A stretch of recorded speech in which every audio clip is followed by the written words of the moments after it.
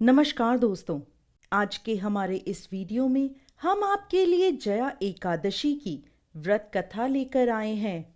कई वर्षों पूर्व स्वर्गलोक में राजा इंद्र राज्य करते थे।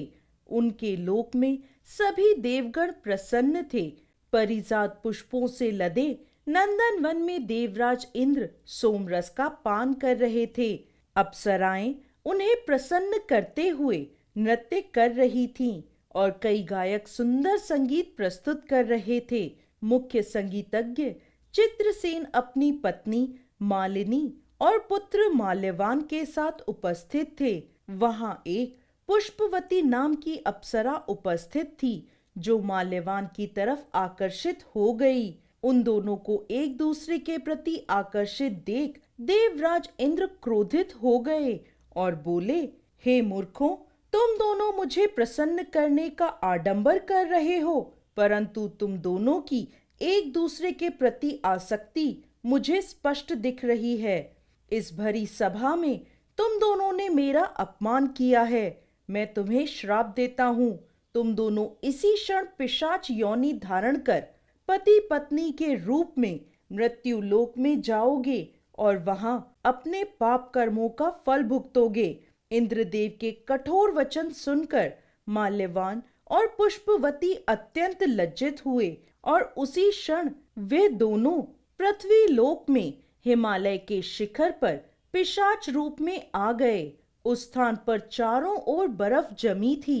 वहां ना तो खाने को कुछ था और ना ही पीने को। वह ठंड से कांप रहे थे। उन्होंने एक गुफा में शरण ले रखी थी। एक दिन माल्यवान ने अपनी पत्नी से कहा, न जाने हमने कौन से पाप कर्म किए हैं कि हमें पिशाच का यह शरीर प्राप्त हुआ है। इस प्रकार वह दोनों ठंड में गुफा में बैठे रहे। शीत लहरों के कारण उन्हें रात भर नींद नहीं आई और वह सारी रात जागते रहे और भगवान श्री हरि का ध्यान करते रहे। संयोग से वह दिन जया एकादशी का था। उस दिन कुछ भी ना खाने और रात्रि जागरण करने से उन दोनों ने पिशाच का शरीर त्याग दिया और अपना देवताओं का शरीर पुनः धारण किया। आकाश से पुष्प वर्षा होने लगी। एक दिव्य विमान उन्हें स्वर्ग ले गया। उन्हें देखकर देवराज इंद्र आश्चर्य में पड़ गए और उनसे पूछने लगे, तुमने ऐसा कौन सा पुण्य किया है कि मेरे घोर श्राप से इतने कम समय में तुम्हें मुक्ति मिल गई। तब माल्यवान बोला, हे राजन, ये तो भगवान श्री हरि की कृपा के कारण हुआ है। हमने अनजाने में उनकी प्रिय जया एकादशी का पालन किया, जिससे हमें हमारा दिव्य शरीर पुनः प्राप्त हुआ है। यह सुन इंद्रदेव बोले, श्री हरि की भक्तिमय सेवा से मैं तुम्हें स्वर्ग में पुनः स्थान प्रदान करता हूँ।